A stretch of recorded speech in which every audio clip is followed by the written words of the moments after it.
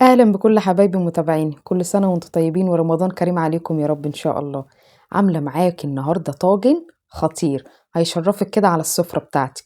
طعم حلو جدا وريحة وفخامة، حلو جدا. بربع كيلو لحمة مفرومة بس عملت طاجن الكفتة بالخضار ده. شايفين جمالها؟ ومعاها صوص، وعليها بقى العيش اللي من فوق ده، هو أصلا لوحده طعمه خطير.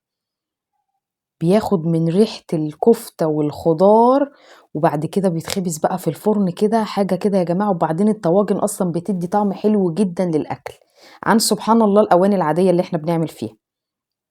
اه شايفين بقى جمال العيش ولا ريحته يا جماعة تحفة. يلا بينا أقولك أنا عملت الطاجن التحفة ده ازاي.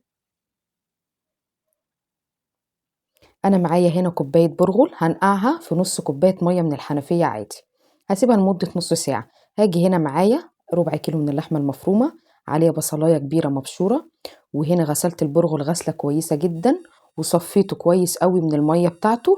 وبعد كده بدأت ان انا احط على الكفتة شوية بقدونس والتوابل بتاعتي ملح وفلفل وسبع بهارات وتوم باودر وبصل باودر، من كل حاجة معلقة صغيرة. هقلب بقى الكلام ده كله كويس جدا هصبع الكفتة تصبيعة عادية خالص، ولا محتاجة اسياخ ولا عصيان شيش طاووق ولا اي حاجة.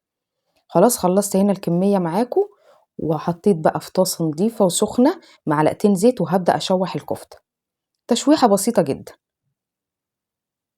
هقلبها بقى الناحية التانية وهنا اتشوحت، هنقلها بقى في طبق جانبي وبعد كده اقول لكم هنعمل ايه. نضفت بس الطاسة بتاعتي كده من بواقي الكفتة عشان ما تحرقش الخضار بتاعي، وحطيت معلقة زيت تاني. وهبدأ بقى هنا الخضار بتاعي، فلفل ألوان أحمر وأخضر وأصفر، يعني من كل فلفلة كده نص واحدة. بصل شرايح، عصير طماطمايه متقطعة مكعبات، ونص فص توم. نزلت هنا بالبصل، يا دوبك هدبله كده شوية وهنزل عليه بمعلقة دبس رمان، بتدي ريحة خطيرة وطعم طبعا. خلاص نزلت بعد كده بالفلفل، برضو كل حاجة هنزل بيها هقلبها. وحطيت نص فلفل قرن حامي، ده بيبقى بيدي تيست خطير. هنزل بالطماطم والثوم، كل حاجة هنزل بيها اشوح. هنزل بقى بالتوابل ملح وفلفل وسنة صغيرة كاري وسنة صغيرة بابريكا. اخر حاجة بقى هنزل بيها الطماطم المعصورة اهو زي ما انتوا شايفين كده، وزودتها شوية مية يا دوبك بس تتسبك، حاجة بسيطة جدا. خلاص كده الخضار خلص معايا، هنزل بقى بيه في الطاجن السخن. وشرط يكون الطاجن السخن عشان الطاجن بياخد وقت جدا عقبال ما بيسخن، فهو اوريدي بيبقى سخن والخضار سخن، فبيسهل لي عملية لما بيخش الفرن بيخلص بسرعة. رصيت بقى الكفتة بتاعتي وهدخله الفرن كده عقبال ما نيجي نعمل العيش. كوباية دقيق عليها رشة خميرة ورشة سكر ورشة ملح ورشة زعتر، بتدي للعيش طعم حلو جدا.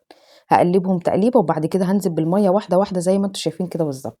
اول ما تتعجن معايا وتتلم كده، خلاص كده هي اتخبزت كويس جدا. هحط بقى معلقة زيت من تحت كده ومن فوقيها، وهقفلها بالاسترتش واحطها جنب البوتاجاز كده او في البوتاجاز، يعني تقريبا ساعة او نص ساعة، بس احنا عشان في الشتاء خليها ساعة احسن.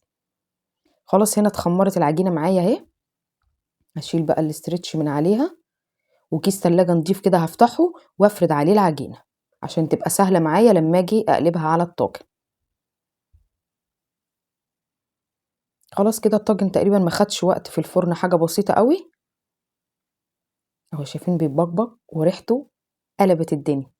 حطيت شريحة ليمونة كده تديله شكل حلو اهو. انا هنا بس بقيس العيش على قد الطاجن ولا لا، ولقيته حلو اهو. هنزل بقى بيه كده بالراحة جدا وانا ماسكة الكيس ده كله، وانا ماسكة كده بقى هشيل الكيس وهسويه بقى كده، اقفل بيه الطاجن حلو جدا.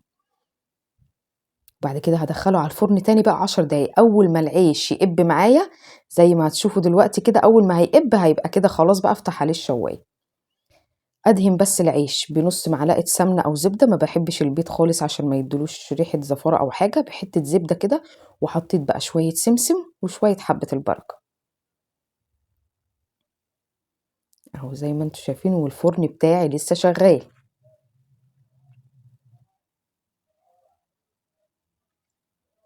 خلاص بقى دخلت اهو، انا زودت هنا رشه بابريكا. بصوا اتنفخ بقى يا جماعه وبقى خطير جدا والسمنة عليه ساحت، هافتح بقى عليه الشواية، حاجة بسيطة جدًا لحد ما يحمر وتشوفوا الشكل التحفة ده. هافتحه بقى معاكم، والله ما هاحرمكم من اللحظة دي، هنفتحه سوا مع بعض. شايفين يا جماعة؟ وشامين الريحة؟ خطيرة.